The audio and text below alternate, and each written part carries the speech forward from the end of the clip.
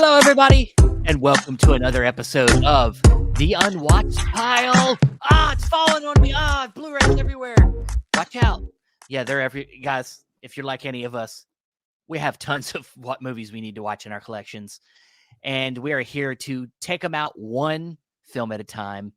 With me, as always, is the man with the plan, which is always to watch movies.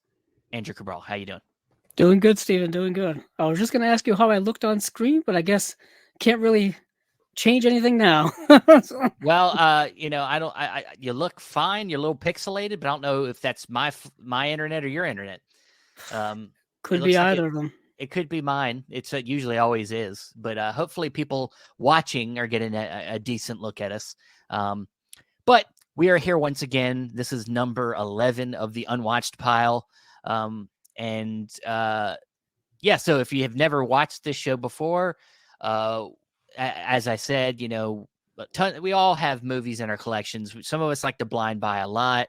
Some of us blind buy a little bit. So there's maybe have a box set that you haven't watched every film in.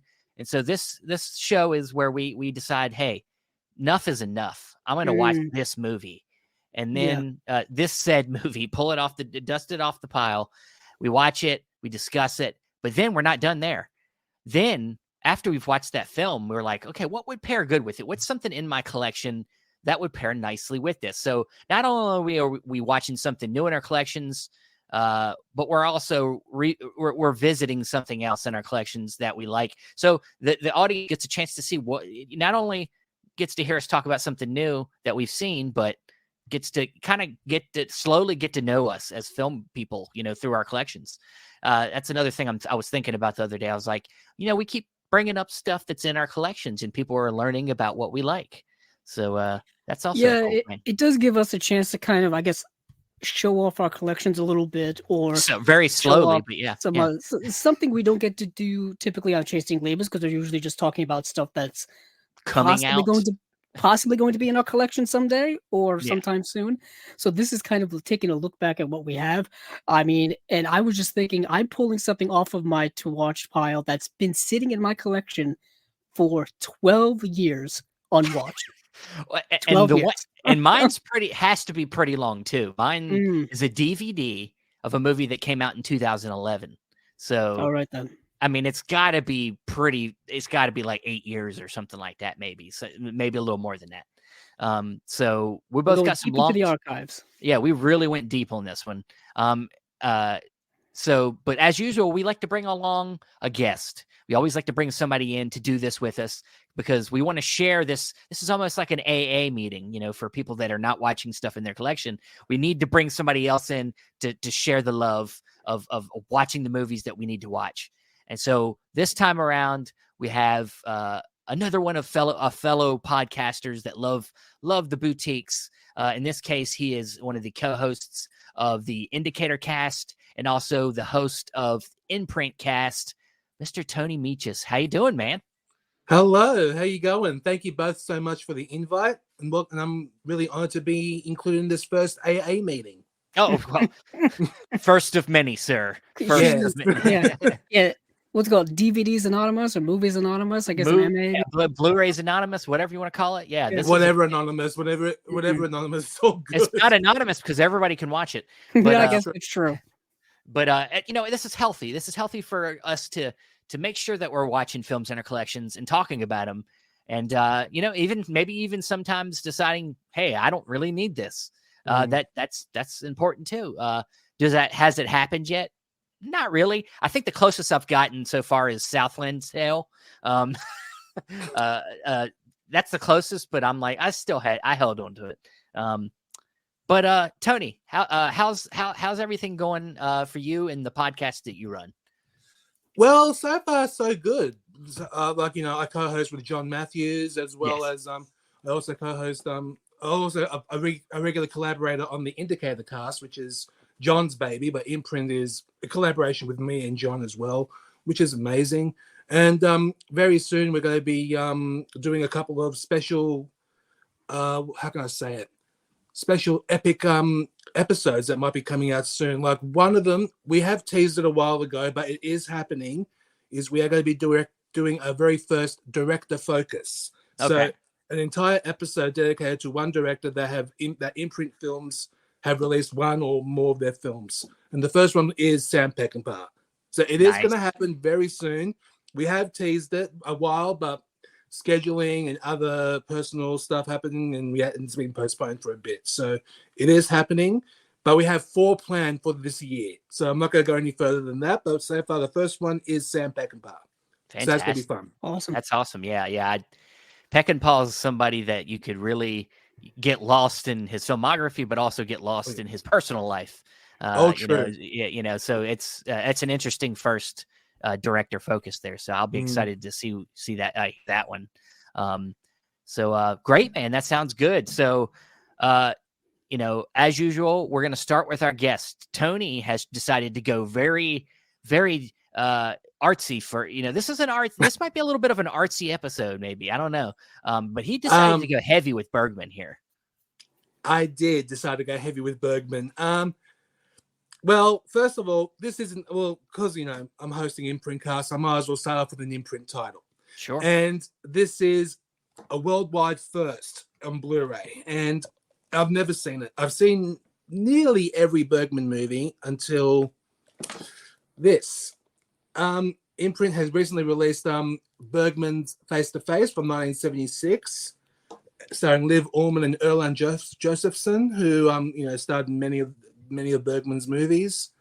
I've been a huge fan of Bergman since I've seen, because of Woody Allen mainly, because I've just been obsessed with Woody Allen. And then after hearing how much he loves Bergman, and of course his film Interiors, which is definitely a Bergman-inspired movie, as well as other ones from the 80s, Another Woman, Crimes and Misdemeanors, and so forth. But yeah, it was Woody Allen who brought me onto Bergman. And the very first Bergman film I've ever seen was Fanny and Alexander. And I fell in love with that. And then I decided to go further into his career and seeing, of course, I can't not have a Bergman collection without this. Oh, yeah. This entire box set I've seen. So I've seen all that. But I just cannot believe that this film was never included in the box set. So, yeah, this was the first time for me watching this movie. And, wow, what can I say about it? It's Bergman. Expect something bleak. Expect something memorable.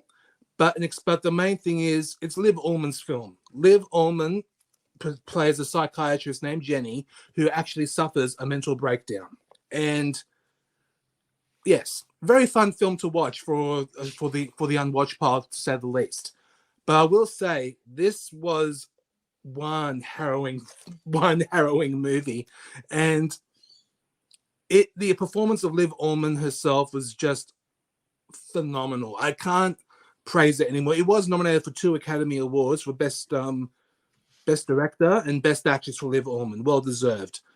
But yeah, this movie, also the cinematography was by Sven Nykvist, who worked on so many Bergman films and also worked with Woody Allen on Another Woman and I believe in a couple of other films. But this one, yeah, first time I've seen this because, Imprint recently released it, and I cannot praise it enough. It is a very hard-hitting movie. It can be very harrowing in some parts, but all in all, if you love Bergman, here we go. This one I highly recommend, big time. I've never seen it until now. And thank you so much for Stephen and Andrew for giving me an opportunity to finally watch this and promote it somewhere. So this is it. Perfect opportunity to show it. Well, it's good. It's good. I mean, I know it just entered your Unwatched Pile because it recently got... It has. But hey, I have been dying to watch. But Bergman, that's the thing about Bergman is I remember when I got my Bergman set, I was very excited to start watching Bergman, and I got about 2 discs in and realized I was overwhelmed. And so, when you're watching Bergman, really, I mean, honestly, to get something off the Bergman list is like an accomplishment. The fact that you got it off the list right away is a good thing, because a Bergman movie can sit on a shelf for years because I mean, we've talked about this, Andrew, like you talk about like Tarkovsky films. You're like, you're just like, damn, I want to watch these I want to watch Mirrors, or I want to watch one of these long Tarkovsky films, but you're like, I just don't think I'm ready for it yet. Like Yeah, it yeah, happens. that's the way Bergman has always been for me as well. Until I kind of dove right in and just washed myself in the Bergman-esque stuff. Just I mean, because once you get locked, he's one of those directors. Once you get locked into him, and you're really into locked in, you can't really escape for a while. And then it's hard to get back in once you do escape. Face to Face, though, yeah, I'm very surprised that it hasn't shown up on Blu-ray yet until now, just because we've had so much Bergman released in the last few years. I think we've had sets from the UK put out. We had the big gigantic Criterion set like Tony just showed off. And it just like, I guess that's the one that was missing from that set. I guess if you want to be complete, you're gonna have to pick that up some way, somehow. Yeah. But yeah, Face to Face, what an interesting film. Bergman is never he's never light for the most part. Like some of his early stuff is a little light. So some of like the summer interlude and stuff like that's a little light. Yeah, like some of his, like he's done like maybe one kind of comedy, but still comedies for him are not really light. Face to Face is so cerebral because if anything, it's a good companion piece to a lot of his other work. You know what I mean? Because he's so psychological and he likes to mess with your mind so much. And Face to Face is dealing with something that is seemingly evergreen, the idea of mental health and mental health breakdowns and it all seems that kind like of stuff. From the outside looking in, it seems like does it have a little bit of that Persona-esqueness to it? Like that kind of that film, Persona's got that very much that psychological, like, heaviness to it. Yeah. Does it have that same kind of the art house kind of avant-garde style? Because, and if anything, he does the mental breakdown so well because like the movie shifts into like so surreal that you don't know what's going on, but you're just along for the ride. It's kind of like a roller coaster ride. You just strap in and do the loop-de-loops and the movements and the turns, and very much Face to Face is kind of like that. You know what I mean? It's very much Persona-esque. It's a great movie. It came out later in his career, if I remember correctly. 76? 76. It's kind of, so it's before Fanny and Alexander, and it's kind of around the Autumn Sonata era. And the Autumn Sonata is also kind of dealing with familial issues. You know what I mean? Like past familial issues that heavily weigh psychologically on people. Family issues, mother issue, parent issues. You know what I mean? Cries and Whispers is kind of similar to that as well. I feel like that 70s era of Bergman is just so psychological. I think it started with Persona. He just like, how can I get even more psychologically traumatic to my audience? You know? True. Yeah, I was going to ask what's the favorite Bergman film? Oh, well, I gotta say, my favorite will always be Fanny and Alexander. I've always loved that one. But there's just so many masterpieces he's made. Seventh Seal, Scenes from a Marriage, Cries and Whispers. There's just so many, as well as Virgin Spring, Wild Strawberries. The list can go on forever. But to me, my favorite Bergman film will always be the very first one I've ever seen. That is Fanny and Alexander. To me, that has a special place in my heart, definitely. Awesome. I have a hard time because, like, I mean, obviously there's kind of many different, there are some different sides to him, depending on what era you like. I kind of like some of the really early stuff, like Summer Interlude. That's like really kind of has a sweetness to it. But Wild Strawberries is one that, is kind of has that surrealness to it that I like. The Magician. Them are a couple that I really like. I know, Andrew, you're just going to list off like 1,000. Well, I was thinking of what's the one. I think it's Smiles of a Summer Night is the one that's considered one of his comedies. Yeah, that's one of the early ones. Yeah, and that's one of the early ones from '55. But I started off the hard with The Seventh Seal. I think that was. I wouldn't recommend people starting off with The Seventh. It may rattle you. Me, I do think Summer, his earlier stuff, is your way to get in. Virgin Spring probably not the best place to start. But for me, it was a lot of those early works. Persona, I think, is just a movie in and of itself. So that may be my favorite. Yeah. But Autumn Sonata does star my favorite actress in um, Ingrid Bergman. No relation to Ingmar Bergman. No relation. People seem to confuse that, but no relation. Kind of like how Audrey Hepburn and Katharine Hepburn also not related, just happen to have last names that are famous now because of them. And that movie I think is movie's temporary in dealing with the issues of a parent-child relationship and how those can extend from childhood to adulthood, and if they're never like figured out or dealt with, just can stay with you forever. And we see that happen all the time in modern society. So I mean, that's very contemporary. Yep. Well, yeah, Bergman's somebody I really feel like I want to get back into. It's been a minute since I've kind of delved back into him. So you gave me some motivation, Tony. Thank you for that. Pleasure to do it. yeah, I really, really want to delve back in. But before we move on to Andrew's pick, we got some comments here I meant to get at the beginning. Of course, Josephine's always in here, starting out hot. Yes, giving us a happy Easter. Thank you, Josephine. And then, of course, John Matthews here for your boy. My colleague. Yes. And some regulars here, of course. Thank you. Hello. And apparently, Horror Honey has seen this film and loved it. Oh, good. So, also we got John. Have you seen The New Land and the Immigrants? Liv is amazing. I think she must be talking about me. Yeah.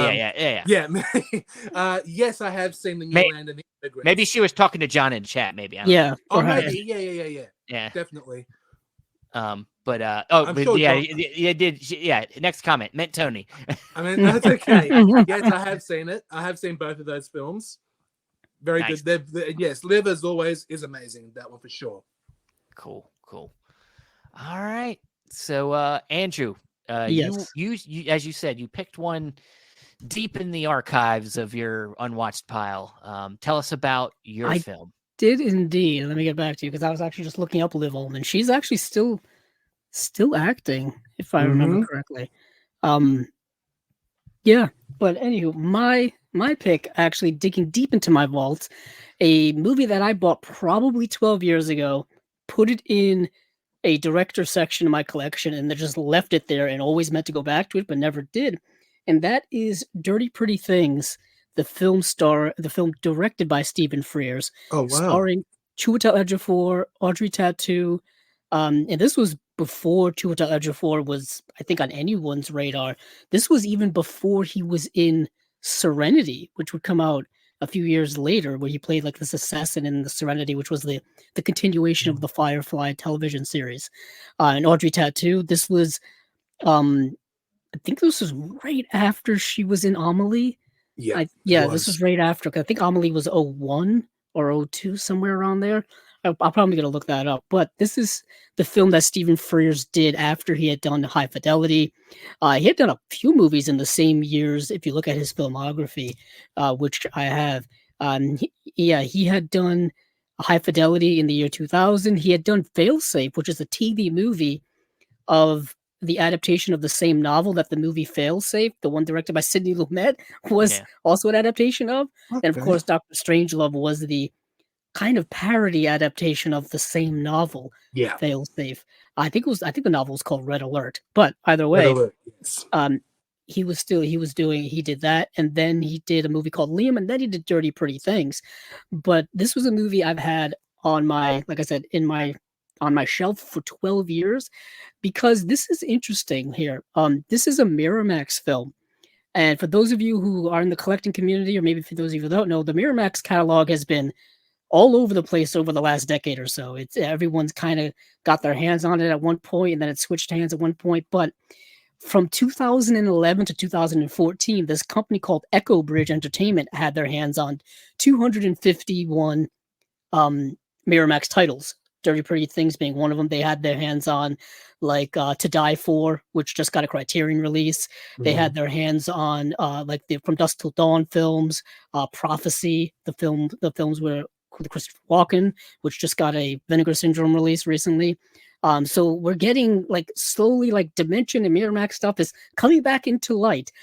And coincidentally, Imprint's going to be putting out an edition of this movie now, but I've had this in my collection for so long, and it's a movie that is interesting to me because I had a different perception going into it.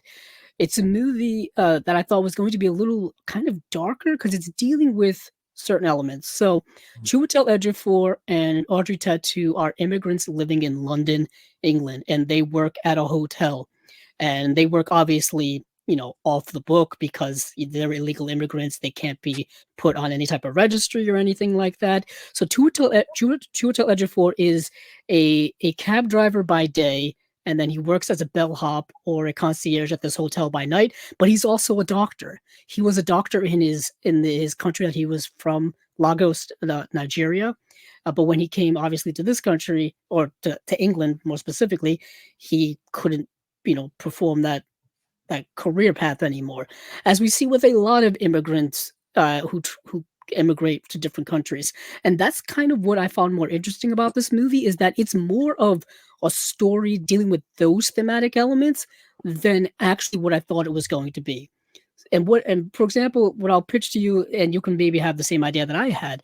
So he's working in this hotel, and then one night, a woman who works as a prostitute regularly at the hotel says, "Hey, one of the toilets are clogged in one of the rooms I was just in. Can you go take care of it?" So he goes up there, and what he finds is a human heart in the toilet.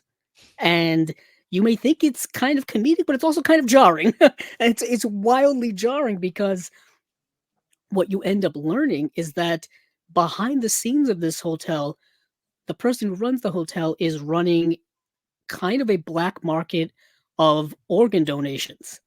And he's taking the organs from illegal immigrants and in turn giving them paperwork like passports and visas and things like that in turn for their like kidneys and such. And so when I initially heard that premise, I'm like, oh, this is going to be a dark, gruesome, kind of visceral type of movie. And it's really not.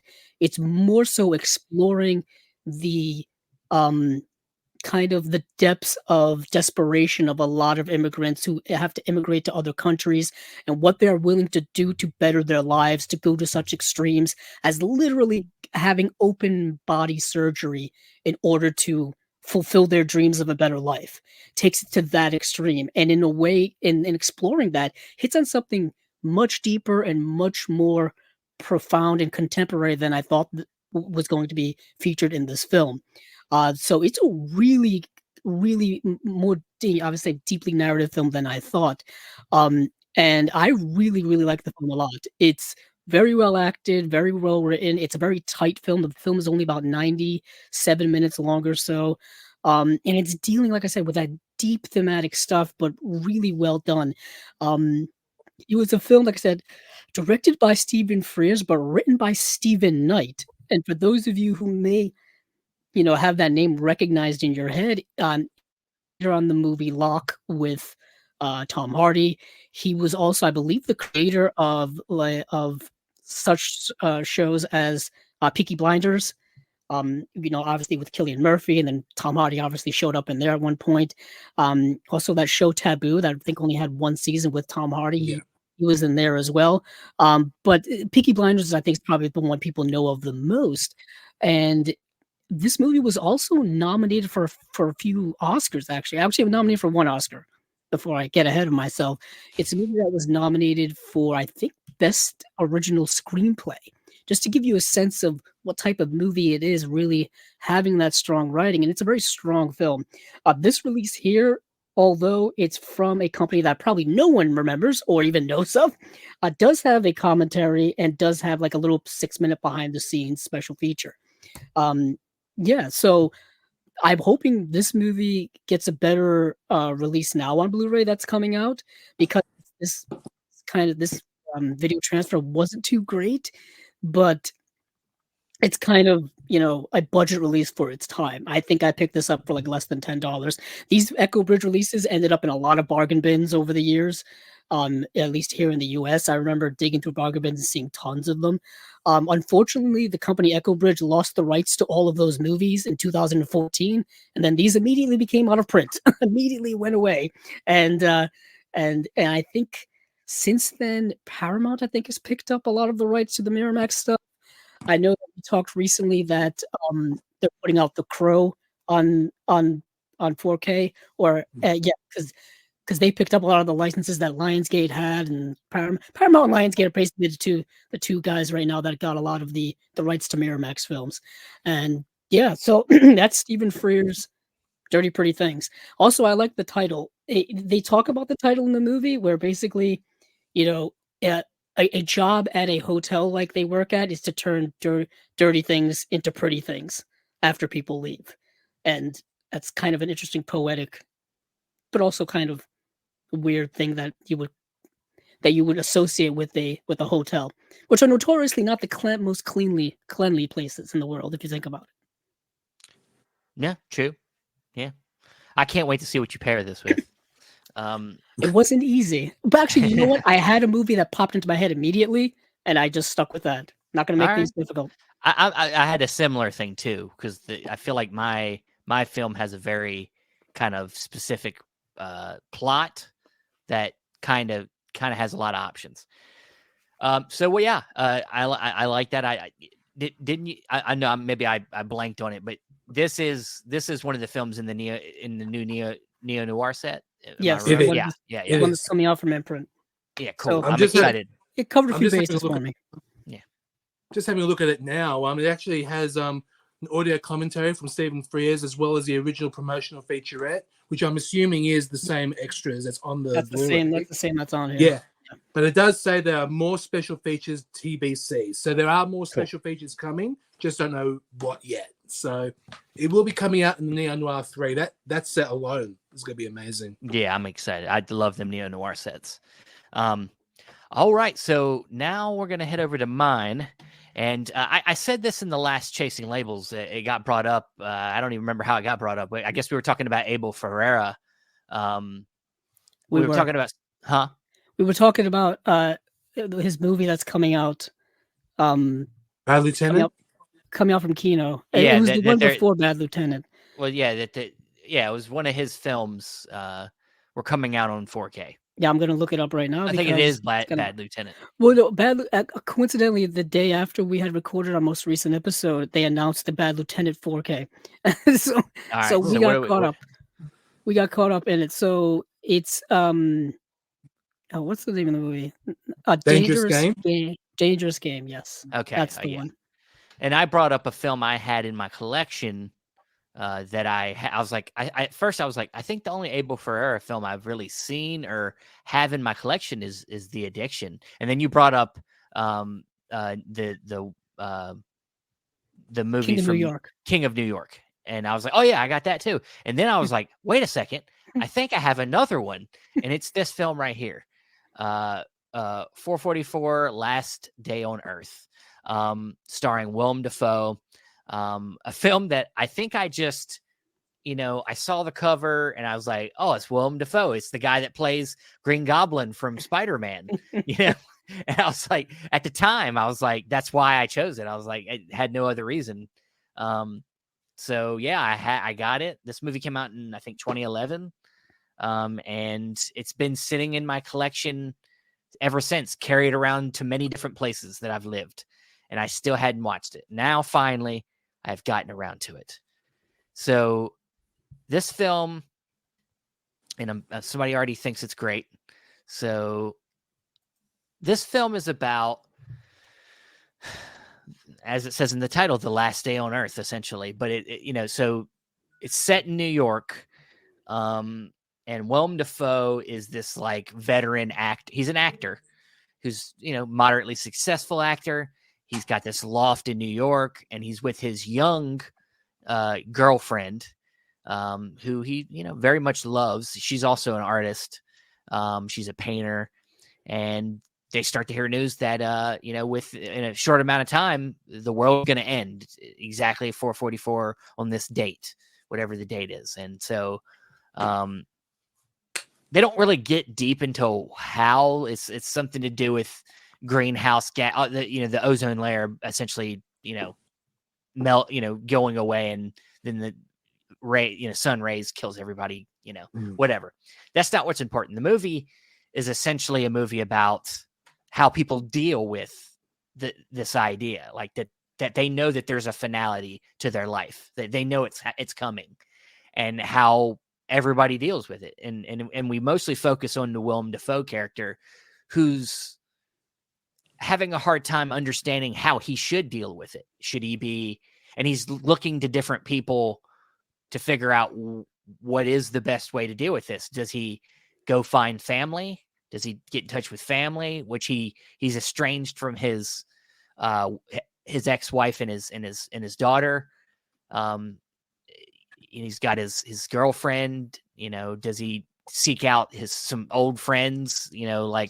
So he goes through the motions, kind of figuring out how he should handle this. And throughout it, he has a lot of just emotional outbursts. I mean, there's scenes of people just walking off their, New York high rises and committing suicide. And he's just like, holy shit, like Jesus, like, and then they're like, he's dead on the ground, and people kind of do the thing you expect to do. They go over and like cover him up, and he's just like, no, don't touch his body. Leave him alone. Like, he doesn't even know how to act. Like, and so this movie is not a plot driven movie. It has a conundrum, and then it's really about a character study about a man who's finding it hard how to find meaning in this last moments. Like, what should he do? What is like when nothing really matters anymore? Everybody's kind of either deciding to act like it's not going to happen, like that this is a lie, or that they're partying it up. They're doing drugs. They're trying to live their highest life before they die. And so he's somewhere in between. And by the end of the film, he kind of finds this place that I guess he feels safest.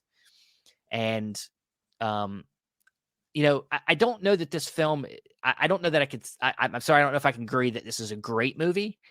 I think it's filmed well. I think it's really well filmed. I think it's a long-time collaborator, cinematographer, and Abel Ferrara has always been a really good, stylish filmmaker. But this is really low budget, and that's part of what I like about it is high concept, very small scale, like, zeroing in on a character study. And, I think Willem Dafoe carries this movie. I think he's definitely the best part of this movie, but almost everybody else kind of doesn't really do enough. The girlfriend's not really, there's not enough there. She's not really, I don't know that I really cared for her acting in the film. She was okay. Natasha Leon makes an appearance in the film. She plays a friend, girlfriend of a friend who was a drug addict, and he got clean, and then now he's back to doing it because he's like, who the fuck cares? Like, we're gonna die, So yeah, I mean, this movie was okay. It was an okay watch. It's definitely an artsy movie, a meditation, with a really good Willem Dafoe performance, which is not anything new. He's always usually pretty invested and pretty good. So anybody else had a chance to see this film? No. But I'm intrigued though. Okay. I'm a huge Ferrara fan. That's one I haven't seen. Okay. Like, I've seen many Ferrara movies, especially probably one of my favorites with Willem. One of my favorite Willem Dafoe performances from a Ferrara movie was Pasolini, where he plays Pier Paolo Pasolini, and he was phenomenal in that film. But of course, Ferrara, he's hit and miss. He's not he's definitely one of those directors that you either love or you hate. Like Bad Lieutenant, I think it's a masterpiece. Yeah. Ms. or MS 45, that's another good one, as well as The Addiction, as you said before, Stephen. That is phenomenal. Yeah, I like that film. Yeah. Yeah, short, small budget, black and white movie about vampires, brilliant. Yeah. But then, of course, in the early stages of his career, The Driller Killer. But then, of course, he started in porn, and of course, Vinegar Syndrome, Melissa's first film, I believe it was called 9 Lives of a Wet Pussy. I don't know if I would say that, but that is his movie. Not subtle title. subtle. Not subtle. That's true. But no, I'm a fan of Ferrara, but I have not seen that one. I would love to eventually, definitely. It's an interesting film. I can't say I loved it. It's like it's somewhere in the middle for me. It's like a 5 to 6 out of 10. For me, like it's like has a lot of good aspirations. It's well made, and a good central performance, but it's a little lacking in some of its themes, like exploring the themes, and some of the supporting cast just didn't bring it like Defoe did. So that's where it lacks for me. It is a nice 82 minutes, like it's short. It doesn't feel long. Nice. So it's not, it's a nice brisk watch, but it's okay. Yeah. I mean, it's fine. Horror Honey says, have a huge love for Ebel unpopular films. Go Tales back out and Welcome to LA. I have not seen any of them. No, have I? Yeah. Okay. Well, I've got to see more Abel Ferrara, even like maybe his lesser stuff, as Tony was saying. He has 53 directing credits according to IMDb, so there's plenty to choose from. He's an independent. He's definitely a low budget filmmaker that just consistently just keeps working and working. He's kind of like he's not mainstream. He's like Ridley Scott, but on a low budget. Like he's like really hit or miss, but he's always doing shit. Like always. Yeah, he's always coming out with something. Like he's having a movie come out this year, 2024, Turning the Wound. He had a movie come out in 2022 called Padre Pio. He's always working stuff, but like I said, he's way far outside of the mainstream of things. Like he's probably been doing his things his way ever since the 70s. I've always felt like that's been him. Like he's gonna make his movies he wants to make, and that's cool. That's and honestly, a director like this is the most exciting to think about years down from now, because it's like when he's done, we can revisit stuff and be like, maybe they were just movies that weren't understood in their time. So I do like how he directed 2 episodes of Miami Vice in the 1980s. I kind of wanted to see what that would look like. Yep.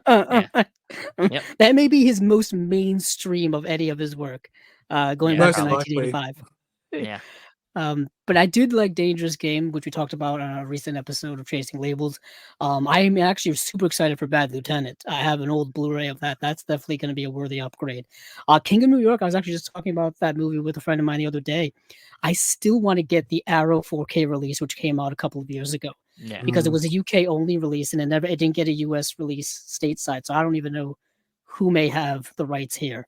I'm not sure. I know they put out a Blu-ray many moons ago, but that's a good movie. Christopher Walken is in that film, and he's pretty great.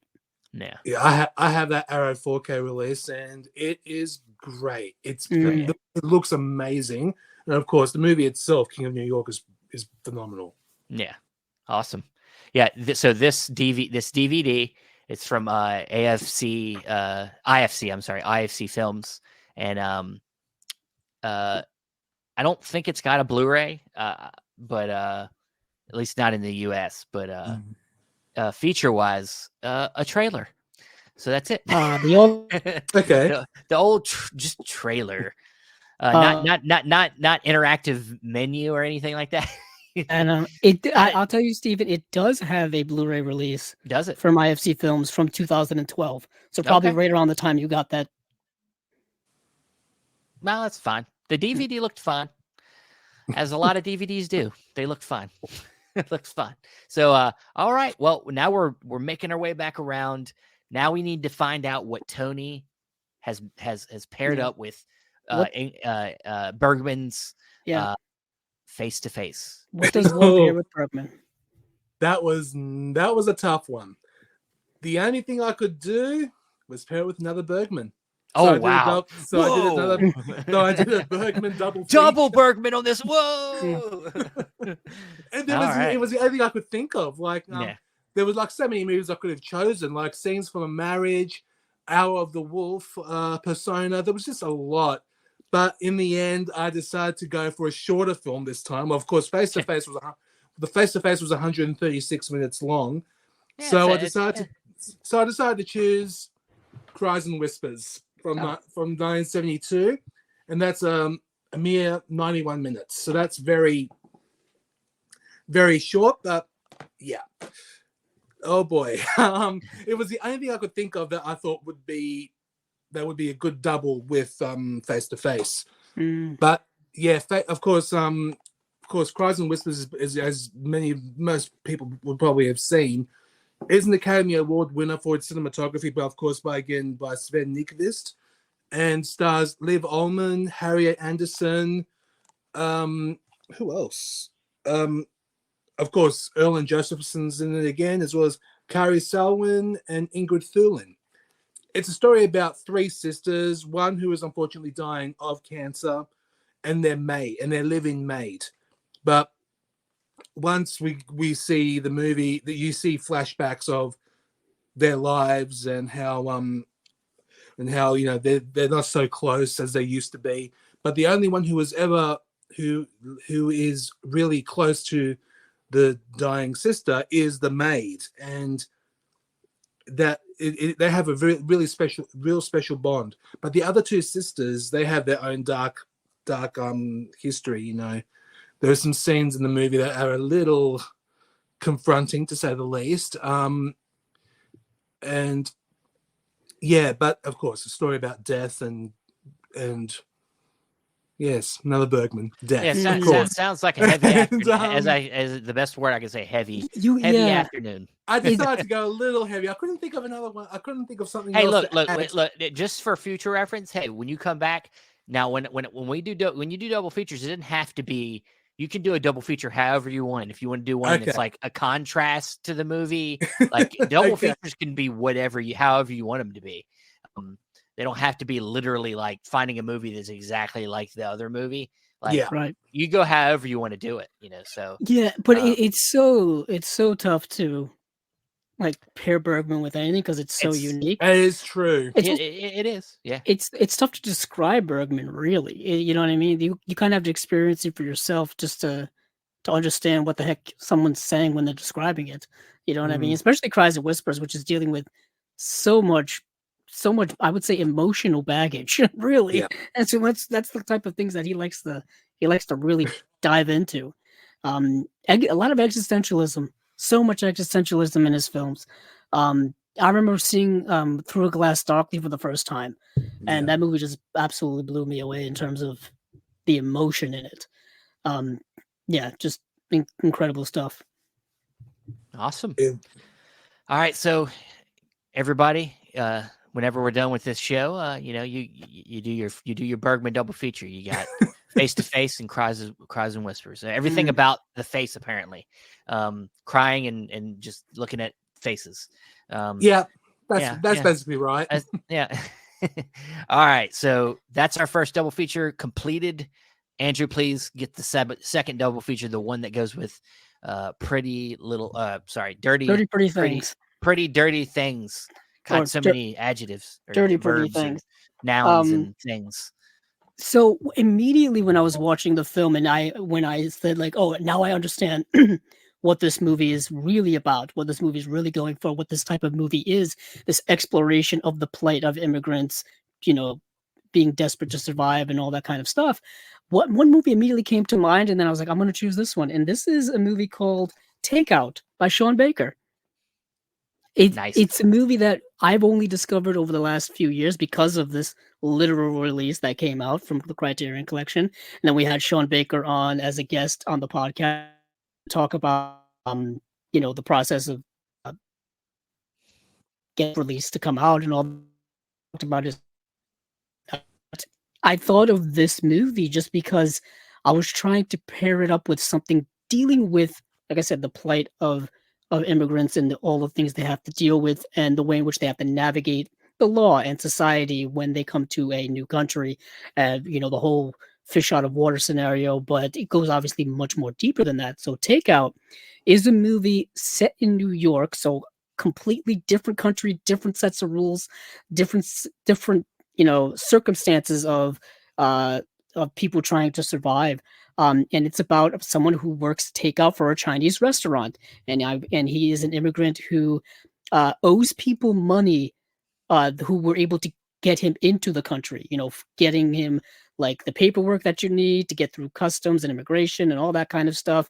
All of these things, you know what I mean? And he owes those people money, and they're basically shaking him down for it. And they've given him a deadline, and the deadline, I believe, is like that night to do it. And his job is literally working takeout on a bicycle in New York City. And that's how he's kind of trying to come up with the money, desperately trying to do as many deliveries as he possibly can to make this money, pushing himself in like the pouring rain at night in New York City to make that happen. And so the movie's very much an exploration of that sense of desperation to literally, save yourself. I'm assuming that if you don't pay these people, bad things will happen. You know what I mean? You don't mess around with any type of organization like that. I mean, it's kind of any type of organized crime, any type of organized whatever. You don't mess with that. So the movie's very much an exploration of that, but it's kind of like what Steven was saying before. It's a movie on a small, low budget scale, but obviously is commenting on a much larger issue.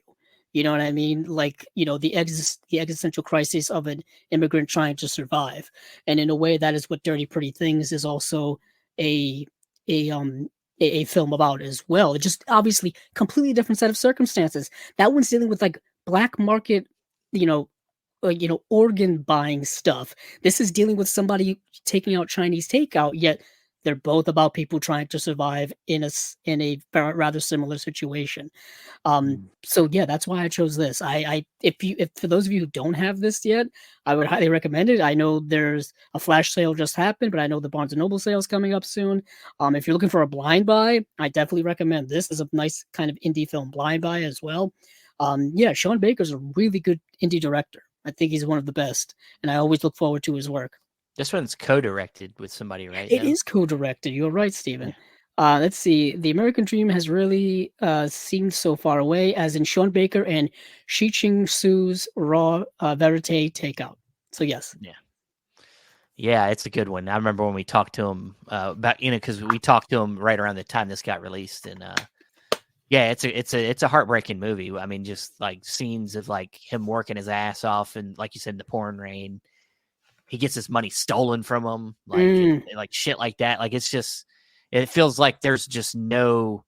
In this film, he gets to a place where there's just nothing. It's like he fights to get to this place, but then it's almost just as bad as where he came from.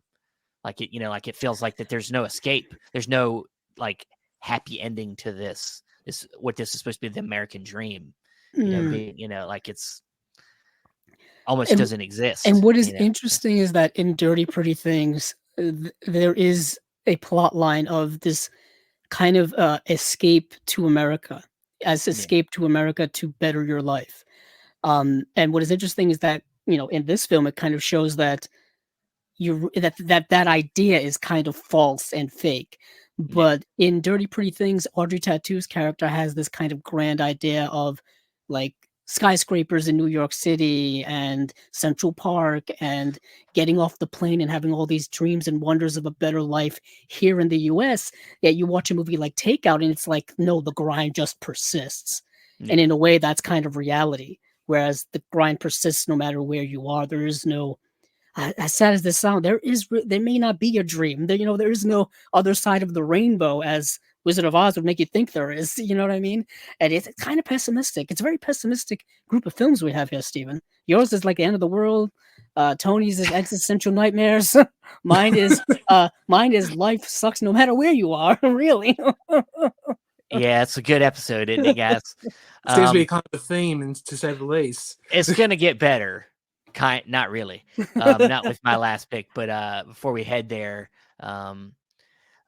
Humboldt Horror Honey says she feels like she's the only one that does not have the Bergman scent. Oh, you're missing out. Yeah, and well, who knows? Who knows? Also thinks you have a good double feature, Andrew. What were you saying, Tony? I was just saying, with the Barnes and Noble sale coming up, good chance to get it. Hey, delve in, get it. It's worth it. It's worth it. Thank you for the compliment. The nice double feature. Yeah, it just popped in my head.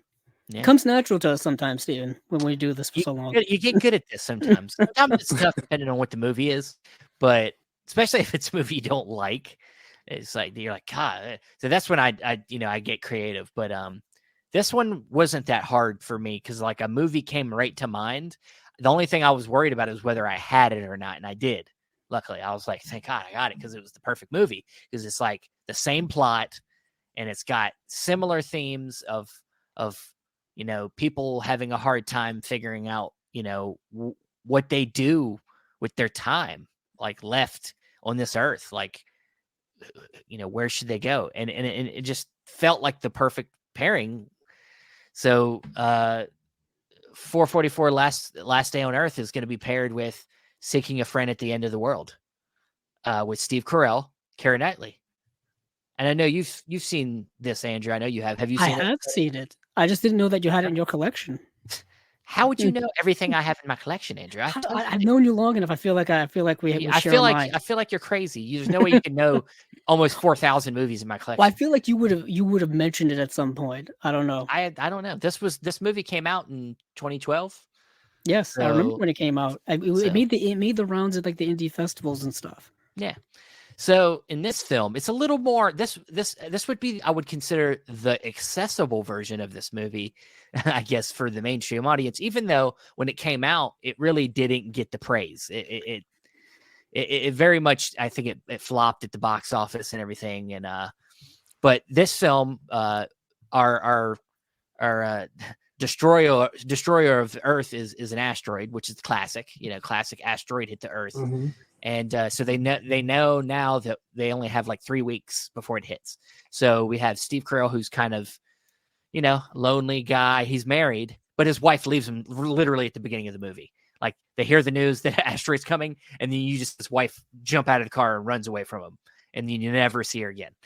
Wow. So you have Steve Carell. Now he's forcibly divorced. And he's now trying to figure out what to do with his time. He actually goes to work, like, maybe he can just pretend that, he could just go about his time, and because he just doesn't know what to do with himself. And, so this is like what we would call a comedy drama or dramedy. There is a lot of drama in this film, but it's supposed to play for funny. It's not always funny. That's part of the down part of this movie is that it's not as funny as I think it wants to be. But it's a solid movie. It's an okay movie. Good little indie movie for something that's big concept, but small scale once again. And Keira Knightley plays a neighbor who has just broken up with her boyfriend because the boyfriend killed her chance at getting a chance to go home in England to see her family for the last time. So she broke up with her boyfriend. So they meet, she's crying and everything like that. And so they hook up and have a bond. And the kind of the driving force of the film is that Steve Carell finds this old letter that he had gotten from a high school sweetheart, finding out that this girl really liked him. And so he wants to try to find her before this asteroid hits.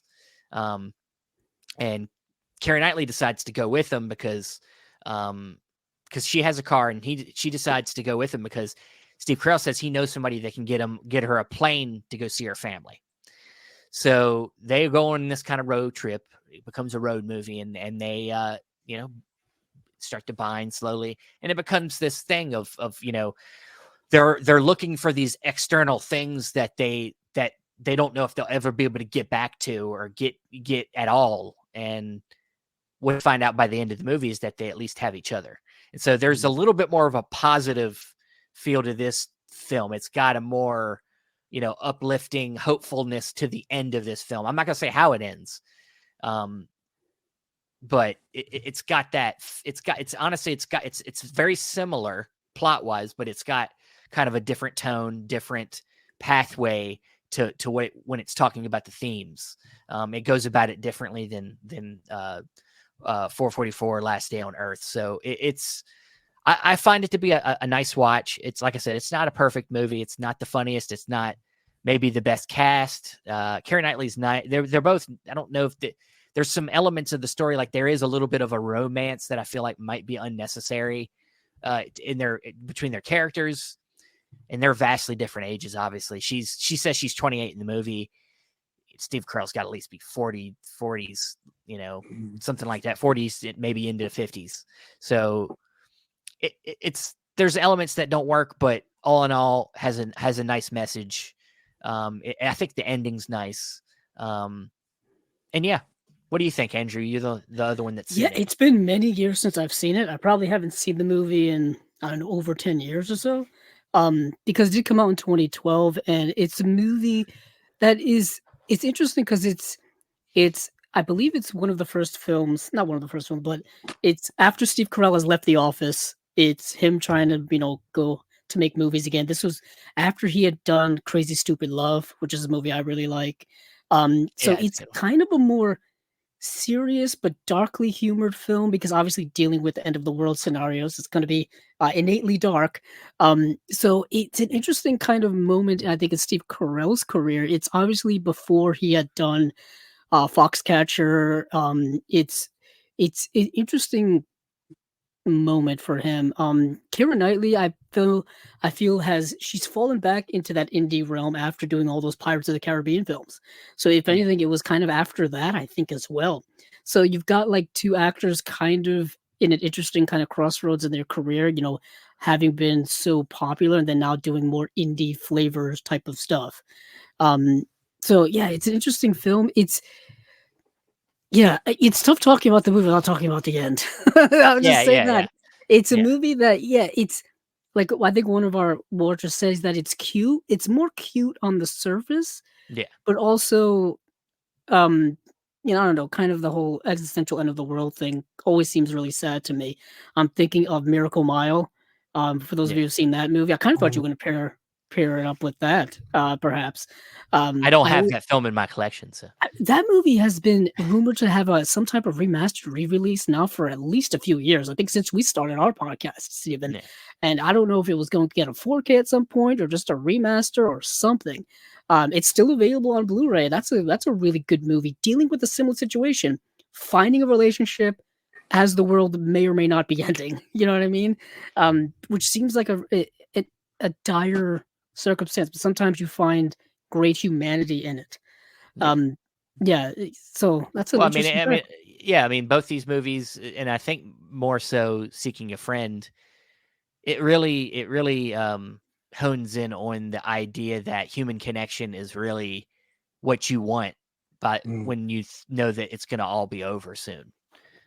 You're not, some people, as you see in 444 or Last Day on Earth, there is a lot more of a need to get. It's a lot more edgier. It's an edgier film. There's a lot more. Let's get drugs. Let's have sex. And this film has that too. There is definitely like moments of like, there's one guy in a scene that's like an older guy, and he's like, I haven't laid so many women in this amount of time, like my whole life.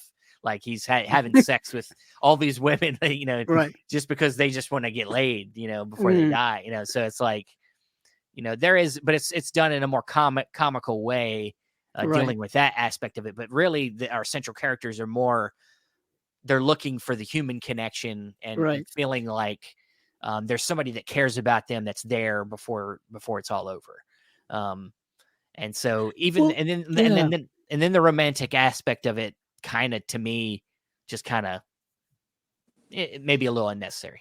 What's interesting is that it's touching on it seems to be touching on very humanistic themes in terms of, even if the world wasn't ending, you kind of want those types of relationships in your life, whether they're romantic or not.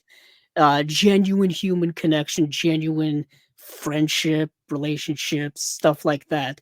Love doesn't have to be always romantic. Love can be, there's many different forms of it. And I feel like, films hitting on something like that. For some reason, I'm also thinking like Lost in Translation. I'm thinking of that relationship, where there's companionship at a specific point in one's life, that you don't quite know what it is. You just know that it's incredibly powerful. Yeah. It's kind of like that thing where people say you don't really know how much you care about something until it's gone. Well, in this case, they know they're going to be gone. So it's almost like the same feeling. Like you know you're going to be gone soon, so that it comes out. The best of us comes out. You know, the best of us reaching out with the best of us, ourselves wanting to love and connect with people is what that film brings. I think more so than the Abel Ferrara film, which is more dark and cynical and like. Well, that seems more Abel Ferrara tone. And there, I mean, honestly, I mean, I don't want to give away the ending. I think the ending gets you to a place that's a little bit more on this film's level, but it's not quite the same tone. But I think it's a solid double feature, especially if you like these movies. Like, I think both of these movies are okay movies. But that's what I had to work with. I had to work with my first time watch is what I had to work with. So, but they're both solid watches. I wouldn't say not to watch these movies. So that is my double feature. And that is it for this Unwatched Pile. Before you go, I gotta say, sure. I thought you would have chosen Lars von Trier's Melancholia as your second film, but wow, no. we really wanted to make this super. That dark, would have been would have been the cherry on top of the melancholic cake. It would have been definitely. That film, I don't think it even got an Australian release, which is a real shame because the premise of it does sound interesting. I could be wrong, but I haven't seen it on physical media in Australia anywhere, or I don't think it even got a theatrical release. But yeah, I've never heard of it or seen. But now I'm actually intrigued with that one. Definitely. Yeah, honestly, it's like its own genre. Really, it seems like there is a ton of movies about end of world but on a small scale and focusing in on a relationship or a person. Like that seems to be a little niche genre. It's like romantic disaster film mashup. Yeah. Kind of in a way. Because we always, there've been disaster films, like end of the world type disaster films over the years, and they're usually kind of straight melancholic drama. I'm thinking of like The Day After, I'm thinking of things like that. You know what I mean? But to take a more lighter tone with it, is kind of an interesting twist. Yeah.